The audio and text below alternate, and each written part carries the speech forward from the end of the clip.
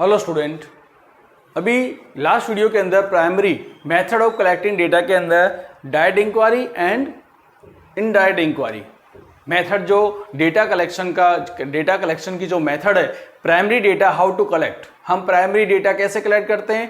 First method मैंने explain की direct inquiry, that means direct face to face हम खुद जाते हैं या हमारे सेल्स एग्जीक्यूटिव डायरेक्टली जाते हैं और इंफॉर्मेशन लाते हैं। इनडायरेक्ट इंक्वायरी यानी हम डायरेक्ट नहीं जाते, लेकिन हम किसी पर्सन को, किसी कंपनी को अपॉइंट करते हैं कि आप हमारे लिए डेटा कलेक्ट करो, ऐसे को हम क्या कहते हैं, इनडायरेक्ट इंक्वायरी। दोनों के अपने अपने बेनिफिट्स है, अपने अपने लॉसेस है। अब बात करते हैं क्वेश्चनरी। क्वेश्चनरी एक सिंपल और सबसे सक्सेसफुल, यूं कहें कि डेटा कलेक्शन का एक जरिया है। अब क्वेश्चनरी, जब भी आप क्वेश्चनरी के बारे में सोचते हो, भाई क्वेश्चनरी क्या, क्योंकि क्वेश्चन तो आप जानते हो क्वेश्चन होते हैं, पर क्वेश्चनरी क्या होती है। तो क्वेश्चनरी क्या है वो मैं आपको समझाता हूं। सबसे पहले, a list of logical arrange question related to object of the study. आप जिस चीज का सर्वे करने जा रहे हो, फॉर एग्जाम्पल आज की तारीख में आप देखो, जितनी भी बड़ी बड़ी कंपनीज है, कोई भी प्रोडक्ट लॉन्च करने से पहले उस चीज के लिए सर्वे करती है, एक क्वेश्चनरी तैयार करती है। आप देखते हो कि रोड पे जब माइक लेके घूमते रहते हैं, ये कौन होते हैं, ये कंपनी के सेल्स रिप्रेजेंटेटिव होते हैं। जैसे कि यार लेक्स कंपनी है, तो लेक्स कंपनी के रिप्रेजेंटेटिव, तो रोड पे आपने बहुत जगह देखा होगा जहाँ पे जो कंपनी है, हिंदुस्तान लीवर लिमिटेड, ऐसे बहुत सारी बड़ी बड़ी कंपनीज है जो अपनी प्रोडक्ट की क्या करती है, सर्वे करवाती है। अब आपने देखा होगा, फॉर एग्जाम्पल मैं लेक्स की बात करता हूँ। आज आपने देखा होगा, आज की तारीख में लेक्स सोप जो है उसका शेप देखो आप। सबसे पहले एक ऐसा शेप था, पता है, मैं आपको बताता हूँ कि जब सिंपल सोप, जैसे कि हमाम हुआ करता था, आपने तो हमाम का नाम भी नहीं सुना होगा। हमाम कंपनी जो ग्रीन कलर का सोप आता था, बहुत ही बेस्ट अभी भी आता है, बहुत बेस्ट है। अब लेक्स जो सोप है उसका शेप ऐसा आया करता था। तो लोगों का कहना क्या था, जब उसे हम पकड़ते हैं तो हाथ के अंदर वो अच्छे से आता नहीं है, स्लिप खा जाता है, क्योंकि जब स्क्वायर होगा तो स्लिप खा जाएगा। तो कंपनी धीरे धीरे उसके अंदर चेंज करके क्या किया, आज ये सब पता कैसे चलेगा कंपनी को, जब कंपनी कस्टमर तक पहुंचेगी। कंपनी की प्रोडक्ट नहीं, कंपनी खुद जाएगी कस्टमर के पास में कि भाई तुमको कैसा सोप चाहिए जिसको पकड़ने में आसानी हो। आज की तारीख में आप देखो, आज की तारीख में लेक्स सोप जो है हाथ में लोगे तो जब तक उसे खींचोगे नहीं तब तक वो हाथ से निकलेगा नहीं। साथ साथ में उसने ऐसा भी शेप बताया कि भाई ऐसा शेप बताओ कि पहले हम इसको रखते हैं तो नीचे से वो गल जाता है, तो बोले कि अब इसका भी शेप। तो अब आप ये भी देखो कि लेक्स सोप का जो शेप है वो इस तरह का शेप होगा, बोले पानी नीचे से चला जाएगा, कोई प्रॉब्लम नहीं है आपको। और उसका शेप ऊपर से कैसा है, उसको आसानी से आप पकड़ भी सकते हो, बराबर, और पानी में वो भीगेगा नहीं, पानी के अंदर वो गलेगा नहीं, और एक लॉन्ग टाइम तक आपके पास रहेगा, आपके साथ चलेगा। दैट मीन्स कहने का मतलब क्या हुआ कि आज ये कंपनी को पता कैसे चलता है, जब वो कस्टमर के पास आती है और कस्टमर से पूछती है, भाई तू मेरी प्रोडक्ट यूज करता है, वो दोनों से पूछती है। कंपनी जो यूज करता है उससे भी पूछती है, जो यूज नहीं करता उससे भी पूछती है। और क्या पूछती है कि जो तुमने प्रोडक्ट यूज कर रहे हो, इस प्रोडक्ट का बेनिफिट और लॉसेस क्या है, दोनों हमें बताओ। आप यूज करते नहीं हो तो क्यों नहीं यूज करते, हमारी प्रोडक्ट में क्या प्रॉब्लम है, वो भी आपसे पूछेगा। उस समय आपके मन में जो है बता दो, भाई महंगा पड़ता है, गल जाता है, हाथ में नहीं रहता है, या जो भी आपके मन में। तो that is the both type of सर्वे, क्योंकि अगर negative is the best advertisement, अगर आपके पास नेगेटिव बोलने वाले लोग हैं, अगर आपके पास में आपके बारे में गलत बोलने वाले लोग हैं, तो समझ लो कि वो आपका विकास करने वाले हैं। तो उनसे दुश्मनी नहीं, नाराजगी नहीं रखने की, हाँ बोलो भाई क्या क्या कमियां हैं मेरे अंदर बताओ, तो उसको सुधारने का आपको टाइम मिलेगा। तो क्वेश्चनरी एक बहुत ही सक्सेसफुल चीज़ है, लेकिन साथ साथ में उसके कुछ लिमिटेशंस भी हैं। पहले हम आप देखते हैं, the questionnaire should be short and simple. अब क्वेश्चनरी कैसी होनी चाहिए, सबसे पहली चीज तो क्या है कि क्वेश्चनरी जो है, they are two way of collecting information by the questionnaire. अब क्वेश्चनरी कंपनी जो बनाती है दो तरह से वो साइन करती है। अब क्वेश्चनरी, अब किसी व्यक्ति को रोड पे चलते तुम रोकोगे और 25 सवाल करोगे तो जवाब देगा, कभी नहीं देगा, क्योंकि बेचारा सुबह सुबह नौकरी जा रहा है, तुम रोक के पूछोगे आपको क्या अच्छा लगता है, तो एक बार बताएगा, 2 बार बताएगा, तीसरी बार बोलेगा अभी टाइम नहीं है मेरे पास में। तो दैट मीन्स अब क्वेश्चनरी के भी 2 टाइप हो गए। क्वेश्चनरी को कैसे? बाय पोस्ट एंड बाय एमिनेटर्स यानी कि रिप्रेजेंटेटिव। तो बाय पोस्ट कैसे और एमिनेटर्स? सबसे पहली चीज, क्वेश्चनरी जब डिसाइड की जाए तो कैसी क्वेश्चनरी होनी चाहिए, क्वेश्चन कैसे होने चाहिए, आप किसी से कैसे पूछोगे, तो क्वेश्चनरी कैसे डिसाइड करेंगे, वो कैसा होना चाहिए, उसके देखो कुछ आइडियल क्वेश्चनरी की कैरेक्टरिस्टिक है, वो मैं पढ़ रहा हूं और आपको एक्सप्लेन करता हूं। सबसे पहले दिया गया है, every questionnaire must have cover letter and appropriate title so that the reader clear idea about the purpose of the study. सबसे पहले जब क्वेश्चनरी आप बनाओ तो उसके ऊपर जो उसका जो उसका जो क्या कहते हैं कि जो हेड है, लेटर हेड जो, वो इस तरह से होना चाहिए कि जिससे कि उसको खोलने की इच्छा हो और वो चीज़ पढ़ने जा रहा है उसके बारे में उससे कनेक्टेड हो। बराबर कि नहीं? आपको समझो कि आज मैं एक टीचर हूँ, मुझसे अगर समझो कोई अलग क्वेश्चन, मुझे कोई मेडिकल लाइन का क्वेश्चन करने जाओगे तो पता चलेगा? बिल्कुल नहीं पता चलेगा। तो उसके ऊपर ऐसे प्रॉपर वे में एक अच्छा सा टाइटल दो कि जिससे कि वो जो पढ़ने वाला है वो व्यवस्थित पढ़े और उसमें इंटरेस्ट ले। Number of question should B minimum age possible. जितना हो सके क्वेश्चन में कम से कम क्वेश्चन होने चाहिए। अगर 25 क्वेश्चन होंगे तो सामने वाला 2 पेज पलटा के ऐसे ही रख देगा, वो क्वेश्चन को देखेगा ही नहीं कि मैं क्या जवाब दूं। Third, the number of question should be consistent with the purpose of the inquiry. जब आप इंक्वायरी करते हो तो उसके जो क्वेश्चन है वो कैसे कंसिस्टेंट में होने चाहिए। कंसिस्टेंट दैट मीन्स लाइन में होने चाहिए।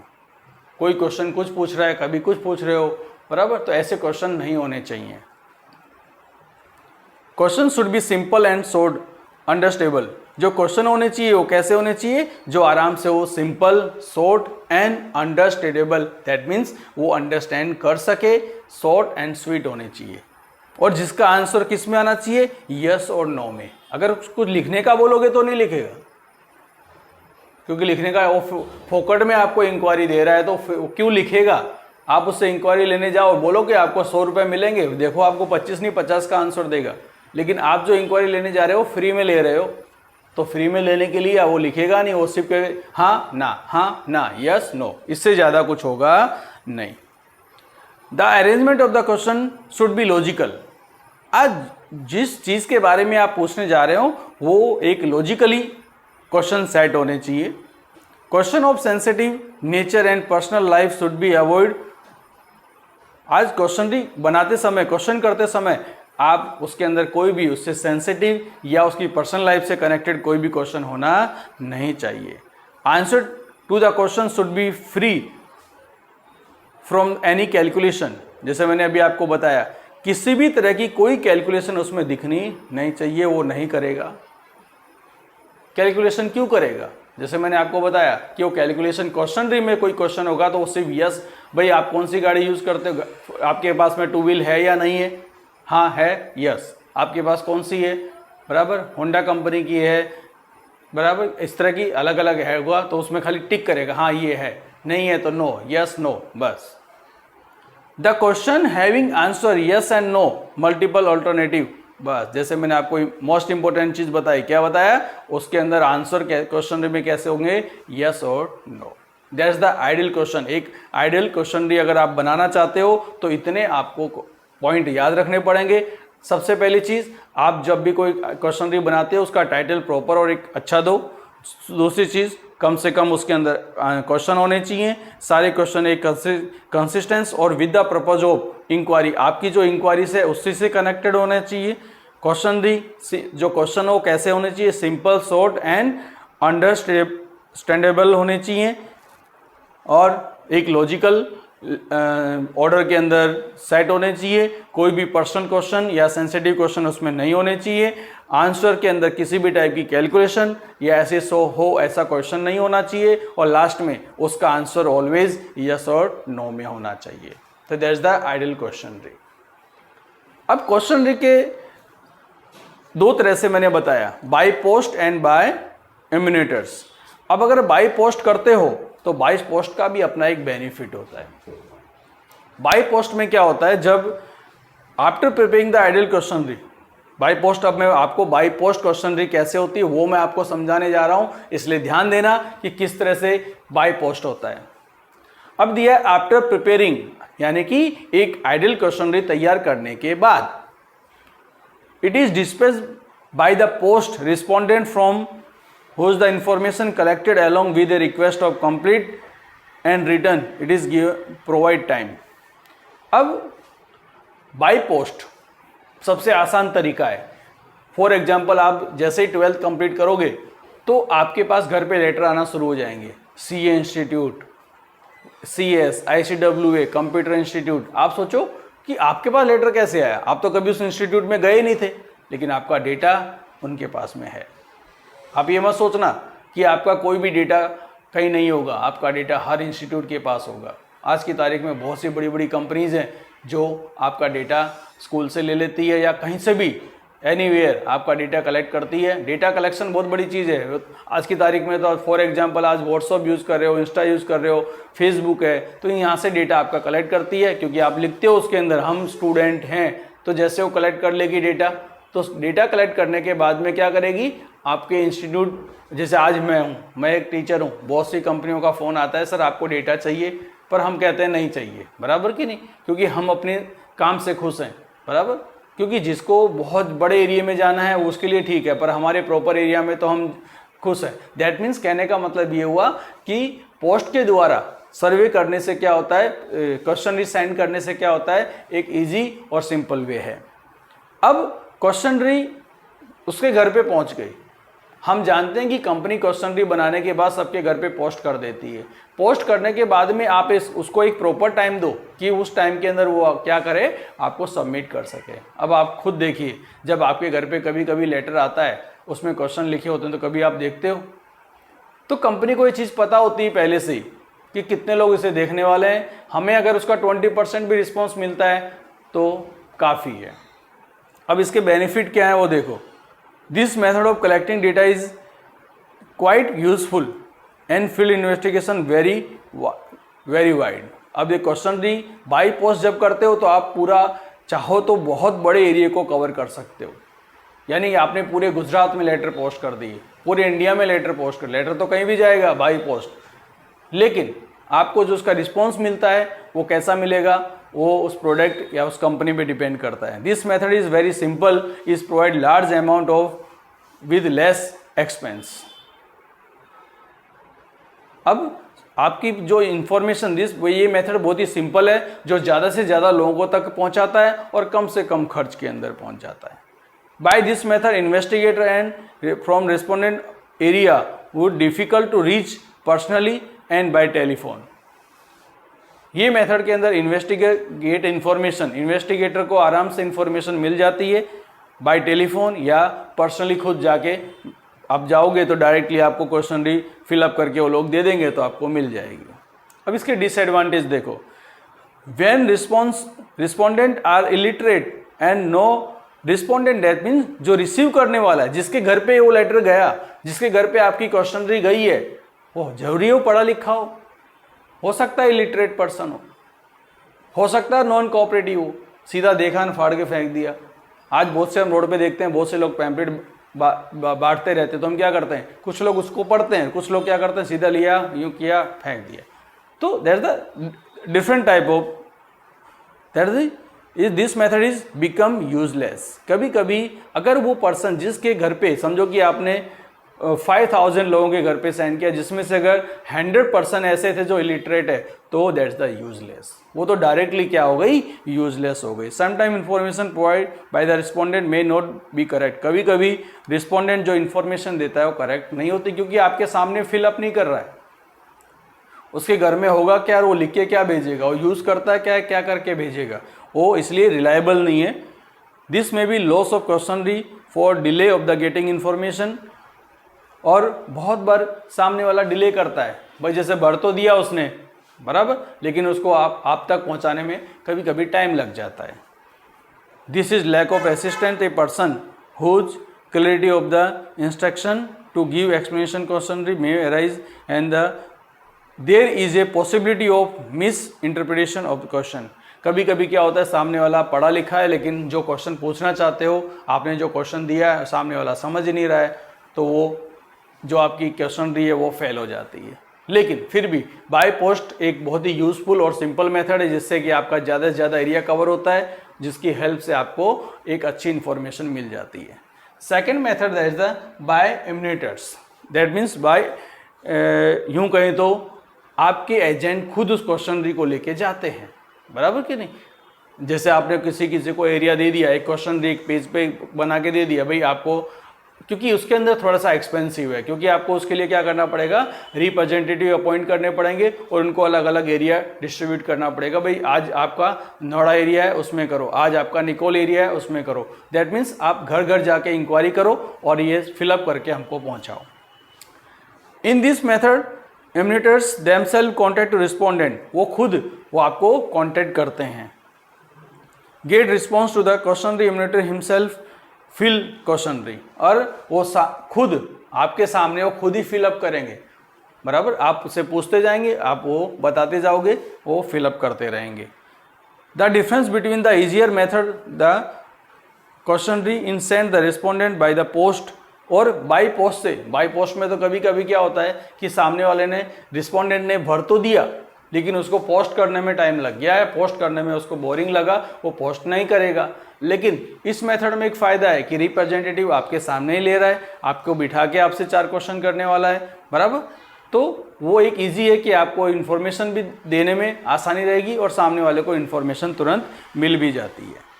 अब इस मेथड के कुछ एडवांटेज हैं, क्या है? The complete, correct and more relevant information can be obtain from the respondent selecting proper investors. लेकिन ये भी याद रखना, आपका जो इन्वेस्टिगेटर है, आपका जो रिप्रेजेंटेटिव है, वो एक बहुत ही परफेक्ट और एक वेल नोन, एक यूं कहें तो एक तालिबबंद, बराबर एक्सपर्ट होना चाहिए जो इन्फॉर्मेशन लेने के लिए जा रहा है। अगर वो है तो आपको complete, correct and relevant information आपको मिलेगी जो आपको चाहिए। Second, enumerators can get proper information by giving proper explanation, exponent, illustration and not cooperative. आप कभी कभी अगर आपका एमिनेटर्स बहुत ही सक्सेसफुल, बहुत ही अच्छा इंसान है, बहुत ही समझदार है, एक्सपर्ट है, तो वो नॉन कोऑपरेटिव पर्सन के साथ में भी बात करके प्रॉपर इंफॉर्मेशन ला सकता है, क्योंकि वो पढ़ा लिखा नहीं है लेकिन आपका एमिनेटर तो पढ़ा लिखा है। वो आपको पढ़ पढ़ के बताएगा कि उसको तो क्या करना है, यस और नो का आंसर देना है। अगर आपको सामने जाके बैठ के 4 क्वेश्चन करोगे तो वो जवाब देगा। In this method there is no problem loss of questionnaire incomplete where answer of the question, और जो भी क्वेश्चन देता है no problem loss of questionnaire, बराबर, इसके अंदर लॉस जल्दी होता नहीं है, वो इनकम्प्लीट आंसर जल्दी देगा नहीं, क्योंकि उसे यस और नो में ही देना होता है। द इंफॉर्मेशन मोर रिलायबल, ये इन्फॉर्मेशन ज़्यादा रिलायबल होती है क्योंकि आपका खुद का रिप्रेजेंटेटिव वहाँ पे प्रेजेंट होता है, उसके बेस पे आपको इन्फॉर्मेशन प्रोवाइड करता है। अब इसके डिसएडवांटेज, अब हर अच्छी चीज़ के देखो एडवांटेज डिसएडवांटेज दोनों होते हैं, वो हम दोनों देख लेते हैं। सेकेंड है, sometime it quietly difficult to expert inventor is sufficient number. कभी कभी आपके पास में जो एक्सपर्ट इन्वेटर्स होते हैं, इन्वेटर्स, तो वो यानी कि रिप्रेजेंटेटिव मैं वर्ड यूज़ करता हूँ, वो थोड़ा सा इजी रहेगा। आपके पास जो इंफॉर्मेशन के लिए इन्वेस्टिगेटर भेजना चाहते हो वो आपके पास सफिशिएंट नंबर में ना हो, तो ये सबसे बड़ा लॉस है आपका। Due to large number of inventors the remuneration paid to inventor increase the total of inquiry. कभी कभी क्या होता है कि आप सभी एक्सपर्ट को अगर अपॉइंट करोगे तो आपके पास में इतना, आपका ये मेथड जो है ये एक एक्सपेंसिव बन जाएगी और इसकी कॉस्टिंग बहुत ज़्यादा होगी। It is very difficult to task train to untrained enumerators for the inquiry. साथ साथ में एक बहुत ही टिपिकल वर्क होता है कि जो एक्सपर्ट नहीं होते, पूरी टीम के अंदर समझो आपकी टीम 10 इम्यूनेटर्स हैं, 10 रिप्रेजेंटेटिव, जिसमें 2 एक्सपर्ट है बाकी 8 ऐसे, तो उनको ट्रेन करने का टाइम ही बहुत डिफिकल्ट होता है। This method become unsuitable when the respondent are spread over area. In this circumstance the cost and the time is increased. कभी कभी सुटेबल रिस्पोंडेंट, यानी कि जब रिस्पोंडेंट को ज़्यादा रिस्पोंडेंट को एरिया कवर करना हो उस समय आपको टाइम भी ज़्यादा लगता है और एक्सपेंस भी ज़्यादा होता है। emetters have to adjust with the convenient time of respondent. Some emetters have to visit 2 or 3 times to the same respondent. कभी कभी ऐसा भी होता है कि जब आप सामने वाले को फ़ोन करते हो कि भाई मेरे पास ये टाइम है, उसने बोला भाई 10 बजे आना, बराबर, अब 10 बजे रिप्रेजेंटेटिव के पास टाइम ना हो, तो कभी कभी टाइम मिसमैच होता है, तो ये भी एक दूसरे की प्रॉब्लम्स होती है। लेकिन इन सभी मेथड में सभी मेथड अच्छी हैं। जो मेथड जिस कंपनी से जिस मेथड से करती है उसे इंफॉर्मेशन मिलती है और उसका यूज़ करके ही, प्रॉपर यूज़ करके ही वो मार्केट में अपना नाम, अपनी जगह बनाती है। क्योंकि बिना डेटा कलेक्शन के, याद रखो बेटा, बिना डेटा कलेक्शन के, बिना इंफॉर्मेशन के आप कुछ भी नहीं कर सकते। आपने अच्छी से अच्छी प्रोडक्ट बनाई तो आपको पता है, पब्लिक को कब पता चलेगा? जब आप पब्लिक को दिखाओगे। और पब्लिक से बनाने के बाद किसी कंपनी ने सर्वे नहीं किया, सर्वे करने के बाद बनाया है। ठीक है, तो ये हमारी सब मेथड्स हैं। तो डायरेक्ट इंक्वायरी, प्राइमरी डेटा को कलेक्ट करने की टोटल 3 मेथड्स थी, जिसमें first direct inquiry, indirect inquiry, questionnaire. Questionnaire के 2 पार्ट है, बाय पोस्ट एंड एमिटर्स। ये जो थियोरिकल चैप्टर्स हैं हमारा बहुत बड़ा है, जो मार्क्स में नहीं आता, लेकिन समझाने के लिए कहीं कोई कन्फ्यूजन ना हो इसलिए मैं आप लोगों को समझा रहा हूँ। ठीक है, ओके।